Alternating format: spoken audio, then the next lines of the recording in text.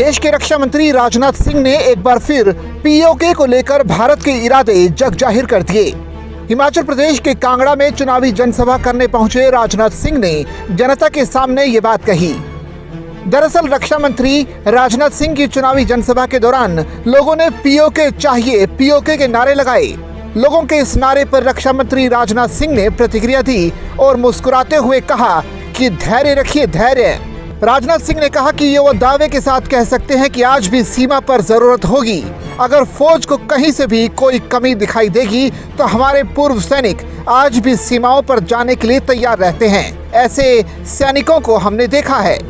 और मैं दावे के साथ कह सकता हूं, आज भी यदि सीमा पर जरूरत होगी, यदि फौज को कहीं से कोई कमी दिखाई देगी, हमारे पूर्व सैनिक भी सीमाओं पर आज भी जाने के लिए तैयार रहते हैं। ऐसे पूर्व सैनिकों को हमने देखा है। राजनाथ सिंह ने कहा कि 2020 में हमारे सैनिकों ने चीन को मुंह तोड़ जवाब दिया और ये वीरता का प्रतीक है। आश्वस्त रहिए, भारत पर जो आंख उठाएगा उसको हम लोग देख लेंगे। और बहनों भाइयों, मैं यकीन दिलाना चाहता हूं, सत्ता जाती है तो जाए, लेकिन भारत की राजनीति में हम लोग किसी भी सूरत में विश्वास के संकट को गहरा नहीं होने देंगे। हम आपको यकीन दिलाते हैं। धारा 370 की बात हम लोगों ने अपने चुनावी घोषणा पत्र में कही थी। 1951 से जब से उसके बाद से चुनावी सिलसिला प्रारंभ हुआ है, भारतीय जनसंघ के रूप में हम काम कर रहे थे।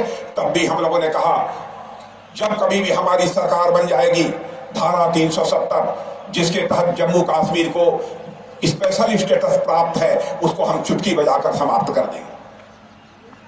हमारी सारी विरोधी राजनीतिक पार्टियां कहती थी, ये भाजपा वाले, ये जनसंघ के लोग, जब कभी चुनाव आता है तो जनता के आंखों में धूल झोंकते हैं कि हमारी सरकार बनेगी, धारा 370 समाप्त कर देंगे। लेकिन बहनों भाइयों, आपने देखा, हमारी सरकार आई, संसद में हमें बहुमत मिल गया, चुटकी बजाकर हमने धारा 370 को समाप्त कर दिया। अब जम्मू कश्मीर राज्य का जो विशेषाधिकार है वह खत्म हो गया। जो भी वादे किए थे, हम लोगों ने कहा था, भारत के विभाजन के समय बहुत सारे ऐसे हिंदू, सिख, ईसाई, पारसी, यहूदी जो पाकिस्तान में रह गए थे, अथवा बाद में विभाजन हुआ, पाकिस्तान का बांग्लादेश बन गया, उसमें ऐसे लोग हैं, अथवा अफगानिस्तान में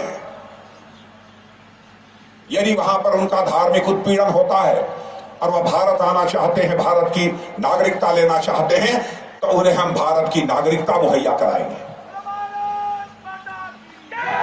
लोग कहते थे, ये कैसे करेंगे? हमारे प्रधानमंत्री जी ने कहा कि अभी यह समय आ गया है, इस काम को करना चाहिए। जब मैं भारत का गृह मंत्री था, उसी समय मैंने इसका बिल तैयार किया। लोकसभा में पारित भी हो गया था, लेकिन राज्यसभा में बहुमत न होने के कारण पारित नहीं हो पाया था। लेकिन जब राज्यसभा में भी बहुमत आ गया, तो आज के हमारे गृह मंत्री अमित शाह जी ने उसे लोकसभा में भी पेश किया और राज्यसभा में भी पेश करके उसे पारित करा दिया। बहनों भाइयों, आज हमारा कोई भी हिंदू, सिख, ईसाई, यहूदी, पारसी जो भी पहले भारत का नागरिक रहा है, अविभाजित भारत का, उसका उन देशों में धार्मिक उत्पीड़न होता है, भारत आना चाहता है, भारत की नागरिकता लेना चाहता है, तो डंके की चोट पर अब हम उसको नागरिकता मुहैया कराएंगे। यह कानून भी हमने वादा किया था बनाने का, उस वादे को भी हमने पूरा किया है। आपको बता दें कि हिमाचल प्रदेश विधानसभा चुनाव के लिए एक चरण में मतदान होगा। हिमाचल प्रदेश के 68 विधानसभा सीटों पर 12 नवंबर को मतदान किया जाएगा। इसके बाद वोटों की गिनती 8 दिसंबर को होगी। सब्सक्राइब कीजिए न्यूज़ इन इंडिया को और बेल आइकन को दबाइए न्यूज़ से जुड़ी लेटेस्ट वीडियोज सबसे पहले देखने के लिए।